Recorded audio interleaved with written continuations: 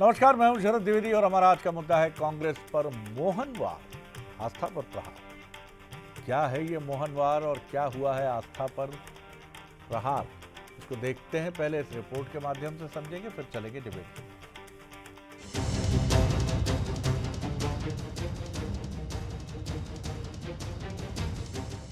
महाकुंभ मतलब संगम की रेत पर सनातन का वैभव, जिसमें बीजेपी के दिग्गजों ने खुले दिल से डुबकी लगाई। पीएम मोदी, गृह मंत्री अमित शाह, मध्य प्रदेश के मुख्यमंत्री मोहन यादव जैसे तमाम बड़े नेताओं ने संगम में आस्था का स्नान किया। लेकिन कांग्रेस के बड़े नेता महाकुंभ से दूर ही नजर आए। इसी को लेकर अब मध्य प्रदेश के मुख्यमंत्री मोहन यादव ने कांग्रेस के साथ ही राहुल और सोनिया गांधी को निशाने पर लिया। सीएम ने कहा कि कांग्रेस को सिर्फ एक वर्ग के वोट चाहिए। प्रयागराज में क्या बिगाड़ा? प्रयागराज में दुनिया दौड़ रही है। आप बताओ, कोई दिखे क्या एक आधे नहाने के लिए, स्नान करने के लिए? कोई गया क्या इनमें से? कोई पप्पू गया कि पप्पू की मम्मी गई कि बहन गई? खाली वोट मांगने आएंगे।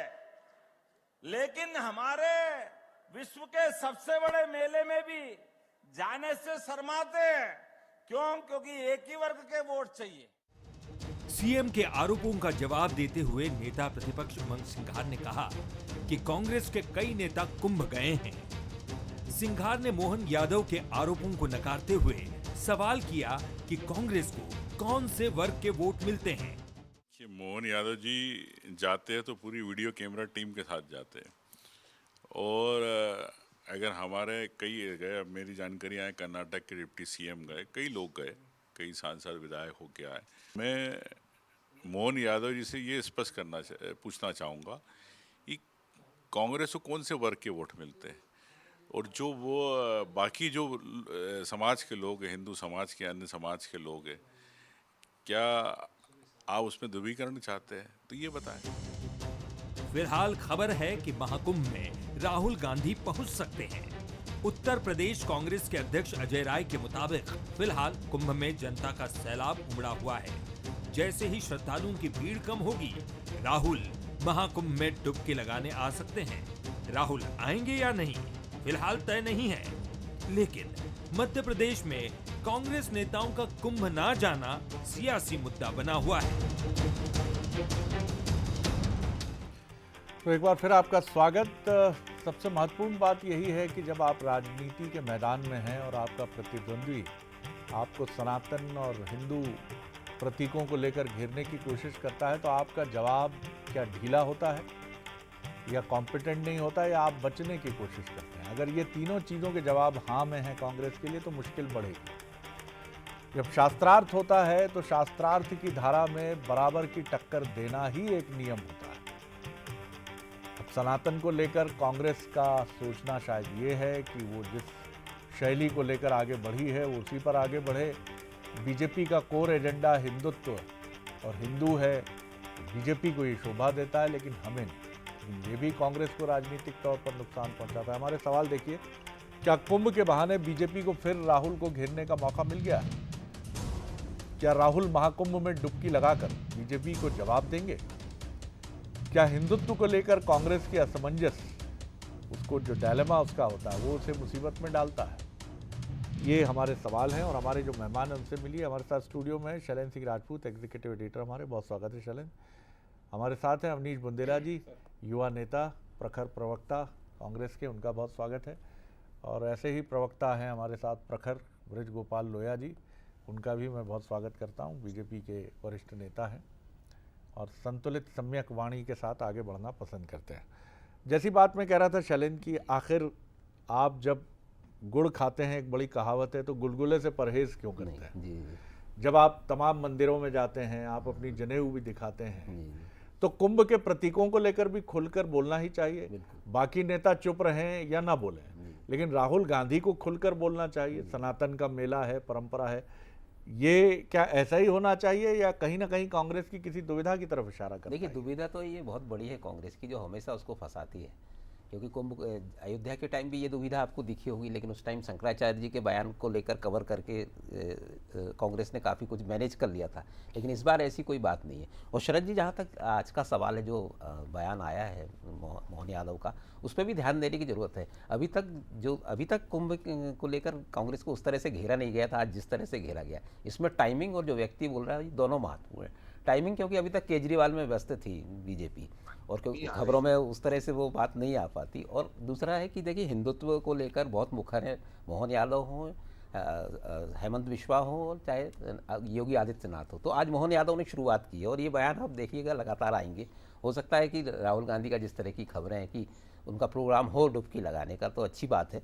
लेकिन ये राजनीति अब चलेगी, क्योंकि दिल्ली से अब फ्री हुई है बीजेपी, अब राहुल पे आएगी इस मसले पर, और ये बयान लगातार मिलेंगे। और जहाँ तक दुविधा की सवाल है, तो ये कांग्रेस की दुविधा 1980 से है, क्योंकि इंदिरा गांधी तक आप देखिएगा कांग्रेस की जो धार्मिक नीति रही है वो बड़ी स्पष्ट सी रही है। भले ही वो, उन्होंने कहते हैं पारसी समाज से थे उनके पति फिरोज गांधी, लेकिन वो हिंदू रिचुअल्स को पूरी तरह फॉलो करती रही। आप कई इंसिडेंट मिलते हैं, वो संतों से बहुत मिलती थी, रुद्राक्ष की माला पहनती थी। लेकिन 1900 जब राजीव गांधी आए, तब वो उनसे एक गलती हुई, अयोध्या विवादित ढांचे के ताले खुले, फिर उसको कवर करने के लिए उन्होंने साहिबानो केस में कानून को बदलवा दिया। तो वहां से जो फैसला हुई, इस पर भी लौटूंगा मैं, जी, इस पर भी लौटूंगा कि क्या हुआ। लेकिन लोया साहब, अगर जिस तरह से बात है, कांग्रेस की उत्तर प्रदेश इकाई कह रही है कि 3-4 दिन में जैसे ही भीड़ कम होगी, राहुल गांधी का प्रोग्राम आज का भी था और कल का भी था, 10 और 11 फरवरी का प्रोग्राम पहले जो टेंटेटिव माना गया था वो था। अगर राहुल गांधी पहुंचते हैं, जिसकी संभावना अधिक है, और ये पूर्व नियोजित कार्यक्रम है, और अब वो और अलर्ट होंगे क्योंकि उन पर हमला भी हो गया है, तो अब वहाँ जाकर वो पूरे तैयारी के साथ स्नान भी करेंगे और बात भी करेंगे। कैसे देखते हैं आप इसको? जी नहीं, देखिए, ये महाकुंभ है, जिसकी सनातन पर आस्था है, उन सभी लोगों का स्वागत है। मगर अब तो एक बात जो माननीय मुख्यमंत्री जी ने आज कही कि आप जब आस्था का महापर्व है, आस्था का महासैलाब है, और ये देखिए, कुंभ, हम जब बार बार कुंभ की चर्चा करते हैं तो कुंभ तो हर 12 वर्ष में होता है, 6 वर्ष में अर्ध कुंभ भी होता है, मगर ये बात हो रही है महाकुंभ की जो 144 वर्षों में आता है, जिसने सारे कीर्तिमान तोड़ दिए। हमें और देश को अपेक्षा थी कि 40 करोड़ लोग पहुंचेंगे, मगर वहां अभी तक 45 करोड़ से ज्यादा लोग स्नान कर चुके हैं, और ये संख्या 60 करोड़ तक जाएगी। तो मेरा आग्रह ये, जो माननीय मुख्यमंत्री जी कह रहे हैं, वो ये कहने की कोशिश कर रहे हैं कि आप इस तरह के जो सनातन के मेले होते हैं, उनसे इतनी लंबे समय तक दूरी कैसे बनाए रख सकते हैं। लगभग देखिए, आपको भी मालूम है, 14 जनवरी से 3 फरवरी तक जो बहुत महत्वपूर्ण समय था, वो आपने खोया। उसके बाद 3 फरवरी से देखिए श्रद्धा का कैसा सैलाब उमड़ा है, वो आपने खोया। और आपकी देखा देखी आपकी पार्टी के अन्य नेता भी उससे दूरी बना रहे हैं। तो किसी न किसी तरह से आप कुंभ के आयोजन की आलोचना कर रहे हैं। आपके राष्ट्रीय अध्यक्ष जी कह रहे हैं कुंभ में डुबकी लगाने से गरीबी नहीं हटती है, परंतु आप देखिएगा किस तरह की आस्था का सैलाब है, किस तरह वहां लोगों को रोजगार जन्म ले रहा है, और किस तरह से देश को एक नई इकोनॉमी मिल रही है। एक बात शरद जी जरूर कहूंगा, जो शुरू में आप कह रहे थे कि भारतीय जनता पार्टी का एजेंडा है, तो देखिए, भारतीय जनता पार्टी का एजेंडा बड़ा स्पष्ट है। भारतीय जनता पार्टी भारत की संस्कृति में विश्वास रखती है, भारत के संस्कारों में विश्वास रखती है, और भारत माता के गौरव में विश्वास रखती है। ये जिस आयोजन और प्रयोजन से बढ़ते हैं, उन सब में हमारी बराबर बराबर और निरंतर आस्था। जी, चलिए जवाब दीजिए बुंदेला साहब। देखिए शरद जी, सबसे बड़ी बात तो मुझे आज मुख्यमंत्री जी की भाषा पर बहुत दुख है कि एक मुख्यमंत्री मोहन यादव जी इस तरह की पप्पू पप्पू की मम्मी, मतलब ये भाषा शैली कम से कम एक मध्य प्रदेश के मुख्यमंत्री की नहीं हो सकती। आज शरद जी, मुझे शिवराज जी बहुत याद आ रहे हैं।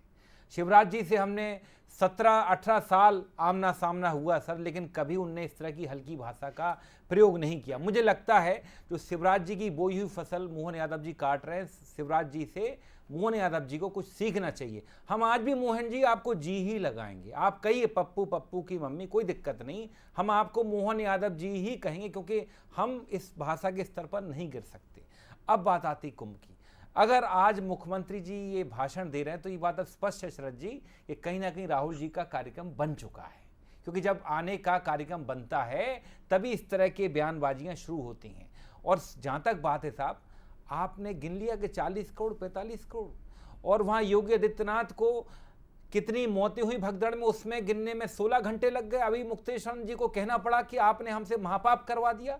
कितने लोग मरे, आपने नहीं मरे, आपने झूठ को हमसे छुपा, सच को हमसे छुपाया, और हमने भोजन कर लिया उस दिन, हम उनको संवेदनाएं प्रकट नहीं, श्रद्धांजलि नहीं दे पाए। ये आपको टाइम लग गया कि जबकि कई अंदर खानों की खबरें हैं, कई वहां के लोकल मीडिया कहती 1000 से ज्यादा लोग भगदड़ में मारे गए।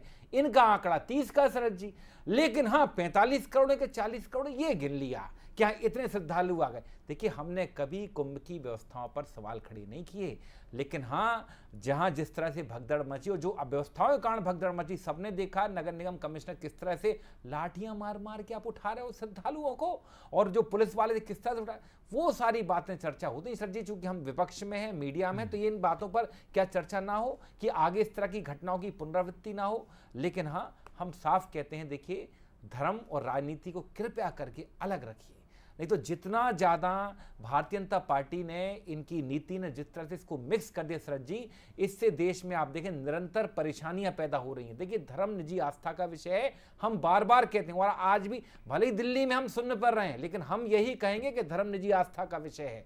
और राहुल गांधी जी को या अवनीश बुंदेला को या किसी को भी भारतीय जनता पार्टी, राहुल जी की निजी आस्था में कुंभ तो शामिल ही है। बिल्कुल है सर। राहुल जी देखिए क्या है सर, मैं निवेदन करूंगा जी कि उनके परिवार में आतंकवादी हमलों में 2 हत्याएं हुई हैं। उनके पिता गए हैं, उनकी दादी गई हैं, सबको मालूम है। और उसके बाद कई बार ऐसी स्थितियां आती हैं कि उनको प्राण जान से मारने की धमकियां, कई सारी चीजें। और कुंभ में जिस तरह की भीड़ है सर, मैं तो कह रहा हूं, खुद मेरा छोटा भाई रीवा से वापस आया है, बहू बच्चे सब गए थे। मतलब स्थिति वहां पे ये है। तो राहुल गांधी या मोदी जी जैसे लोग जब जाते, निश्चित तौर पर इनके कारण एक अलग व्यवस्था बनाना पड़ती, सुरक्षा भी बहुत बड़े मापदंड होते हैं सर, उससे व्यवस्था भी फैल सकती है। और सर देखिए, मोदी जी तो मोदी जी हैं, प्रधानमंत्री, उनके लिए सारे एक स्पेशल ग्रीन कॉरिडोर बन सकते हैं सर। हम विपक्ष में, ठीक है, हमको सरकार सुरक्षा देगी, लेकिन कहीं ना कहीं हमारे लिए मापदंड थोड़े से अलग हैं शरद जी, उसको मानिएगा। तो वो एक कारण है। और राहुल जी जाएंगे, निश्चित जाएंगे, लेकिन हाँ, हमको भारतीय जनता पार्टी को कहने की आवश्यकता नहीं कि अब कब जाएंगे। शैलेंद्र जी, महत्वपूर्ण बात यही है कि कांग्रेस अपने एलाइज की वजह से भी उलझती है, स्टालिन साहब की वजह से। अब राहुल गांधी की कोई टिप्पणी नहीं आती कि डेंगू मलेरिया सनातन को क्यों कहा, जबकि इसमें कोई मुश्किल नहीं है।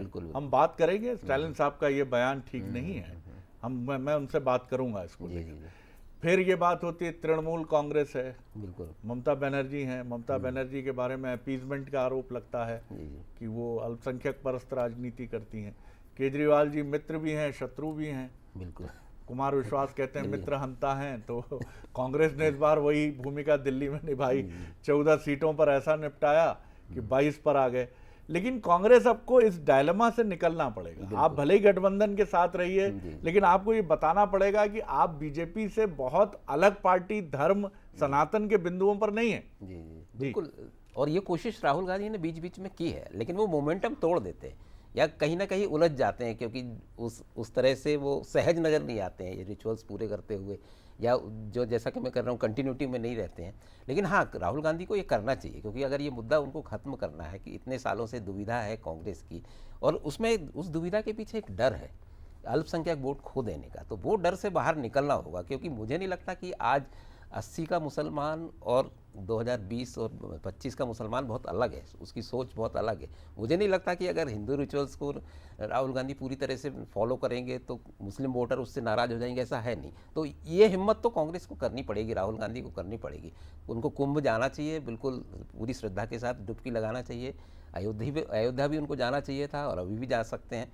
तो ये बहुत बड़ा मुद्दा वो एक ख़त्म करेंगे, क्योंकि अब वोटर वैसे नहीं सोचता है कि अगर ये जैसे तुष्टीकरण के आरोप से अगर निकलना है कांग्रेस को, तो बहुत बोल्ड कुछ डिसीजन लेने होंगे। जिस तरह से आप कह रहे थे, बिल्कुल, चाहे स्टालिन का बयान हो, चाहे ममता बनर्जी के कुछ फैसले हों, उस पर सवाल अगर उठते हैं तो राहुल गांधी को बीच का रास्ता अपनाकर कुछ ना कुछ कहना चाहिए, तभी ये इस डिलेमा से वो बाहर निकल पाएगी। जी लोया साहब, सही बात है कि खुशी दे तू मुझे या गमों की इंतहा कर दे, खुदा तू इस तरफ कर दे या कि मुकम्मल इस तरफ कर दे। जीवन में भी ये कहा जाता है कि आप एक तरफ रहिए, आप आधे अधूरे मत हो जाइए। मोहन राकेश जी का बड़ा चर्चित उपन्यास है नामचीन साहित्यकार का, आधे अधूरे मत रहिए। आप जो कर रहे हैं टोटलिटी में कीजिए, और इसकी चिंता मत करिए कि क्या हो सकता है लोग कहें कि भैया ये तो हिंदुत्व का दिखावा है, तो आप फिर अपने शेल में चले जाइए। ऐसा नहीं होना चाहिए। और यही मुद्दा आपको भी, इसको आप भी पकड़ लेते हैं कि भैया देखो हमने तो कहा था कि ये चुनावी जनेऊ है। कैसे देखते हैं आप, अगर राहुल गांधी, मैं फिर दोहरा रहा हूँ वही सवाल, लेकिन अगर जाकर उन्होंने सनातन पर एक बढ़िया भाषण भी दे दिया वहाँ, या बाद में प्रेस से बातचीत में की, तो बीजेपी भी स्वागत ही करेगी इसका, क्या उसमें नाराजगी की बात है? नहीं, हम तो हमेशा अप्रिशिएट करेंगे। कब नहीं किया? भारतीय जनता पार्टी ने विपक्ष में रहते हुए भी कांग्रेस के बेहतर कामों की प्रशंसा की है, ये इतिहास है। और एक बात जरूर कहूंगा, राहुल गांधी जी की समस्याएं दो हैं कि कुंभ में जाने से ना तो तुष्टीकरण की राजनीति उनकी पूरी होती है, न जातियों में बांटने की पूरी होती है। क्योंकि कुंभ में जब वो जाएंगे तो वहां देखेंगे कि आसपास ऐसे हजारों हजार लोग स्नान कर रहे हैं जो कोई आपस में किसी की जाति नहीं पूछता है। तो जो जातियों का एजेंडा राहुल गांधी जी रखे, उस एजेंडे को इस कुंभ महाकुंभ ने समाप्त किया।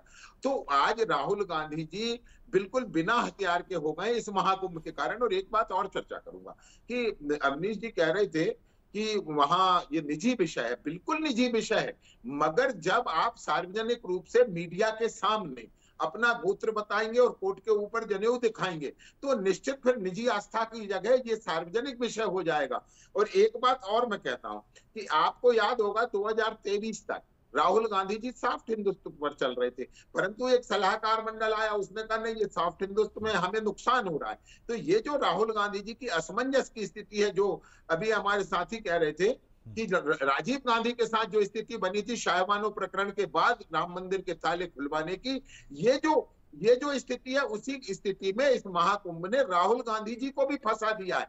वो तय नहीं कर पा रहे हैं कि यहाँ जातियों का एजेंडा कैसे चलेगा, यहाँ तुष्टीकरण की राजनीति चलेगी, और ये जो दुविधा है वो उन्हें कुंभ से दूर रख रही है। अवनीश जी, अक्सर मैं सोचता हूँ, कई बार कुछ फोरम पर मैंने ये बात कही भी है कि समाजवादी सोच के धनी और प्रोग्रेसिव माने जाने वाले, और माने क्या जाने वाले, प्रोग्रेसिव विचार के रहे भारत के पहले प्रधानमंत्री पंडित क्यों लगाते थे अपने नाम के आगे?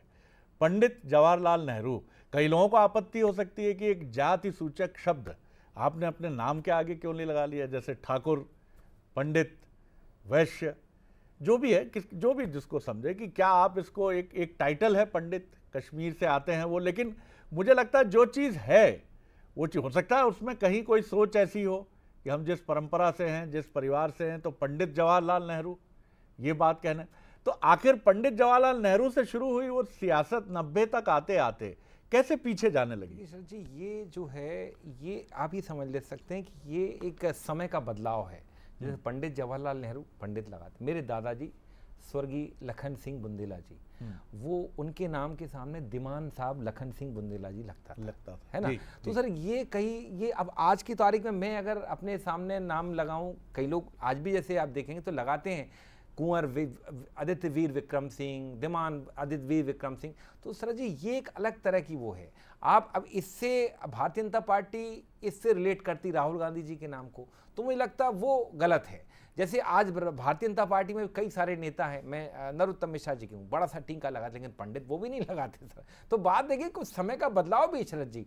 बाकी हम तो साफ कहते हैं कि मोहन यादव जी को इस तरह के मतलब इस तरह के बयानात देने में, निचले स्तर के और भाषण देने में खूब समय मिल जाता है, लेकिन कभी मध्य प्रदेश की ओर नहीं देखते कि यहीं कटनी और रीवा जो है एक हिसाब से रेफ्यूजी कैंप बना हुआ है कि जो दर्शन करने के लिए जा रहे हैं, महाकुंभ में डुबकी लगाने के लिए जा रहे हैं, वो बेचारे बढ़ नहीं पा रहे हैं। आज मीटिंग हुई है मुख्यमंत्री जी और की सर एक बात अधिकारियों के साथ।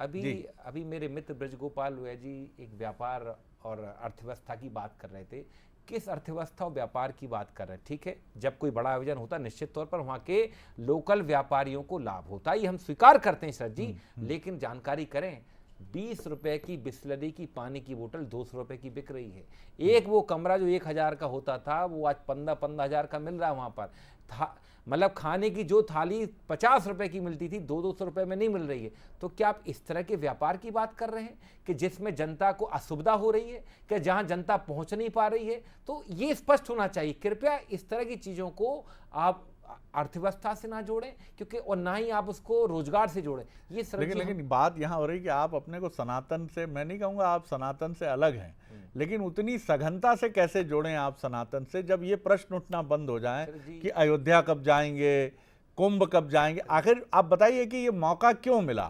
मुख्यमंत्री जी ने जो बात कही, मुझे ऐसा लगता है जी कि जैसे अभी उमंग सिंगार जी कह रहे थे कि हमारे कर्नाटक के डिप्टी सीएम साहब जो हैं वो बाकायदा होके आए हैं। ऐसे कई सारे अगर तुलना बीजेपी से करें, प्रधानमंत्री हो चुके हैं, अमित शाह जी जा चुके हैं, राजनाथ सिंह जी काफी इनिशियल स्थिति में, अब इसमें मल्लिकार्जुन खड़गे अगर डुबकी लगा लेते तो शायद इतनी बड़ी बात, तब राहुल जी तक भी नहीं आती बात। मेरा निवेदन ये की है सर कि जैसे हम कोई छोटी सी सभा आयोजित करते हैं सर, तो हमको उसकी परमिशन नहीं मिलती है। भले अगर राहुल जी जाने का वहाँ प्रोग्राम देंगे तो वहाँ जिला कलेक्टर और वहाँ का जिला प्रशासन हाथ खड़े कर देगा कि साहब आपके लिए हम अपनी व्यवस्था नहीं कर पाएंगे। तो ये एक बहुत बड़ा कारण है। अच्छा, उसमें क्या होता है, लोगों को कहने का मौका मिल जाता है, वो तो सर है ही, कुछ तो लोग कहेंगे, लोगों का काम है कहना। लेकिन फर्क इतना है कि राहुल गांधी जी और मल्लिकार्जुन खड़गे जी को वहाँ पे जाने के लिए कहते ना ग्रीन कॉरिडोर तो मिलेगा नहीं, लेकिन वहाँ का प्रशासन ही हाथ खड़े कर देता साहब। लेकिन हाँ, वो प्रधानमंत्री जी के लिए, राजनाथ सिंह के लिए उपलब्ध हो जाता है। तो ये अंतर है।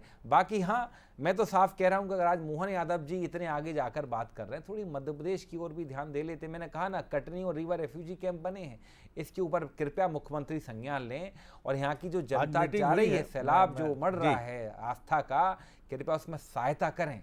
क्योंकि आप देखें यहाँ भी कई सारे भगदड़ में आज भी कई सारे। लोया जी एक टिप्पणी इस पर अब बता दीजिए, क्या सरकार की तैयारी है? जी नहीं, देखिए, सरकार की पूरी तैयारी है। राहुल गांधी जी आए, मल्लिकार्जुन खड़गे जी आए, जीतू पटवारी जी जाए, उमंग सिंगार जी जाए, सभी को जिस तरह से वीआईपीज को वहां किया जा रहा है उस तरह से उनके भी स्नान होंगे और कभी उसमें कोई कोताही नहीं की जाएगी। एक बात बड़ी जिम्मेवारी के साथ कह रहा हूं। मगर आज शरद जी आपने एक विषय उठाया तो एक बात जरूर कहनी थी। आपने जवाहरलाल नेहरू जी ने जो पंडित लगाया था, परंतु इस दुर्भाग्य ये है कि 1956 में जब जवाहरलाल नेहरू जी ने अपनी पहली अमेरिका की यात्रा करी, उसमें अपनी फूड चॉइस जो दी थी, वो फूड चॉइस में एक तरह का बीफ भी दिया और एक शैंपेन भी लिखकर भेजी। इससे ज्यादा ये शरद जी बड़ी हल्की ये बात निजी है, विषय ये है, हल्की बात है। मैं बोलूंगा अटल बिहारी वाजपेयी को मछली ज्यादा इसमें पसंद मत है, जाइए, इसमें मत जाइए, बोलूंगा अटल बिहारी वाजपेयी का फेवरेट फूड मछली है, इसमें मत जाइए, इसमें मत जाइए, इसमें ये ठीक नहीं है, राजनीति का स्तर ये ठीक नहीं है, ये ठीक नहीं है लोया जी, ये ठीक नहीं है। क्योंकि आप भी जानते हैं कि बहुत सारे नेता बीजेपी के भी, कांग्रेस के भी, उनकी फूड चॉइस अब ये पूर्वोत्तर में भी उठा है, ये विषय एक केंद्रीय मंत्री को लेकर भी उठा है। इस विषय पे नहीं जाना चाहिए। इससे नैतिकता का निर्धारण नहीं होता और ना इससे हिंदू या सनातन का निर्धारण होता है।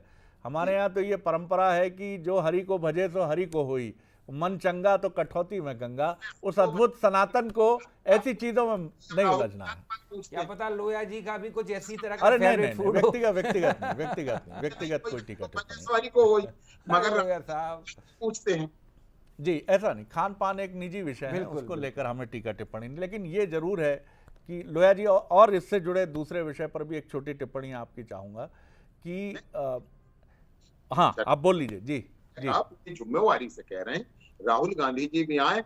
इस देश में सनातन के प्रति आस्था रखने वाला और सनातन में आस्था रखने वाला दोनों का स्वागत है। वहां बहुत सारे विदेशी भी आ रहे हैं जो सनातनी नहीं है मगर सनातन की इस अद्भुत परंपरा का आनंद लेने आ रहे हैं। वो वहां जीवंत होने आ रहे हैं।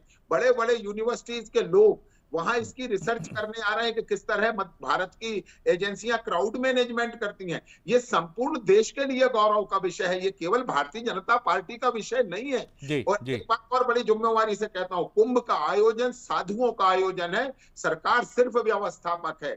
जो भी तय करते हैं वो साधु और महंत तय करते हैं, अखाड़े तय करते हैं। वास्तव में अखाड़ों के इस आयोजन में सरकार की भूमिका व्यवस्थापक की है। और ऐसे आयोजन में यदि वो सब लोग शामिल हों तो ये भारत की एकता को पूरी दुनिया में प्रदर्शित करता है। मुझे लगता है कि इस आयोजन से सबको जुड़ना चाहिए। जो दूरी बना रहे हैं उनको दूरियां समाप्त करनी चाहिए। और मल्लिकार्जुन खड़गे जी कह रहे हैं कि डुबकी लगाने से गरीबी दूर नहीं होती, उनको इस तरह के बयानों के लिए माफी मांगनी चाहिए। अभी कुछ समय पहले हमने लखनऊ से एक मुस्लिम स्कॉलर को जोड़ा था जिनके साथ मौलवी शब्द, मौलाना शब्द जुड़ता है, और उनके नाम के अंत में जो तखल्लुस कह लीजिए जो था वो था चौबे। अब हमने उनसे पूछा कि चौबे क्यों, जब आपका नाम मौलाना सदाकत अली या इस तरह का है तो अंत में चौबे क्यों?